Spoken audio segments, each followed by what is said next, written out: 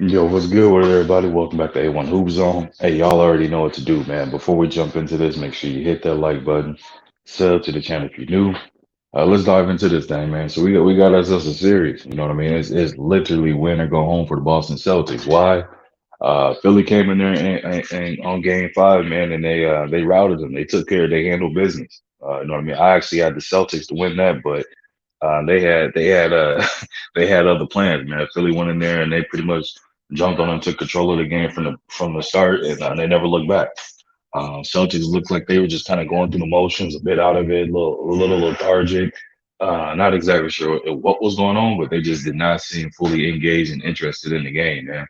And obviously, the score is indicative of that because you got to see again how the Sixers came in and just manhandled the Celtics, and they just, like I said, they didn't look back.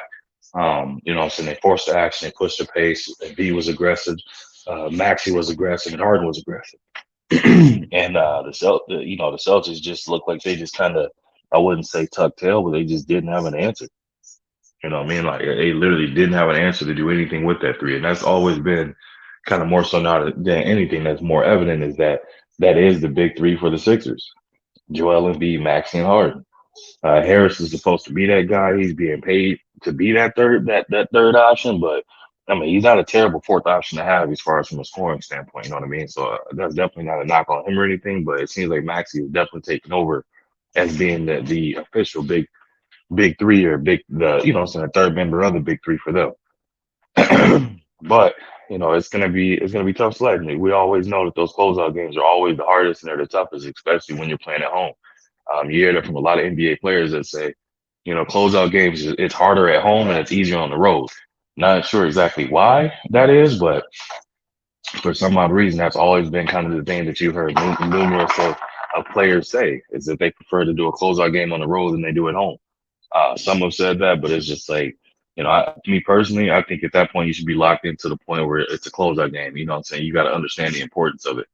It's literally getting an opportunity to close out a series and not risk playing or prolonging a series, potential injuries or anything like that. Anything can happen. You know what I mean?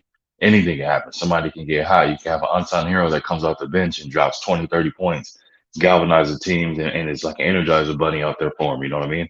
So the best thing to do is get the series over as quick as you can, is the thing I always said. But for this one, man, the Celtics are definitely they're going to need Tatum. They're going to need Tatum big time. They're going to need him probably to go for him, and they're going to need him and Jalen Brown to literally go for I would say dang near, if not 30 something plus a piece, probably 40 a piece. They're going to need Al Horford to knock down open shots. They're going to need Marcus Smart to play tougher defense. They're going to need him to knock down open shots. They're going to need Brogdon to do the same, stay in attack mode. Derek White. They're going to need all those guys. It's literally going to take a total team effort for them to stay afloat and keep and stretch this series to a game 7. Without it, yeah, they're definitely going to get routed, man. So they got to come in here, look to jump on Philly right from the get go, and never look back. They got to come in here because like I said, it's literally win or go home. There is no tomorrow for this team right now. Again, Philly leading the series 3-2. There is no tomorrow. So I believe with their backs against the wall, man, we're going to see the best out of the Celtics, and I think they're going to come out there. Um, they're going to come out there swinging, and they're not going to stop.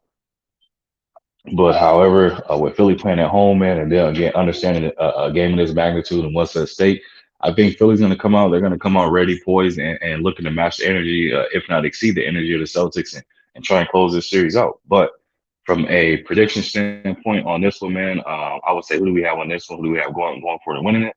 I'm gonna have to go ahead and pick the Boston Celtics. I just had a sneaky suspicion and feeling that the Celtics are going to come out and what I'm saying, they're gonna take care of business and force a game 7 and then, what I'm saying, head back to Boston and then, the rest is kind of up to there. That game should be phenomenal. But game 6, I got Celtics winning that one, man. But that's all I got for y'all. I appreciate you stopping through. Make sure you hit that like button, sub to the channel if you're new, leave a comment in the comment section, and I'll be sure to respond to each and every one of y'all. And if you wish to support the channel, that information scrolling at the bottom of the screen. It's also in the description of the video. Again, man, I appreciate you stopping through, and I'll catch you on another one.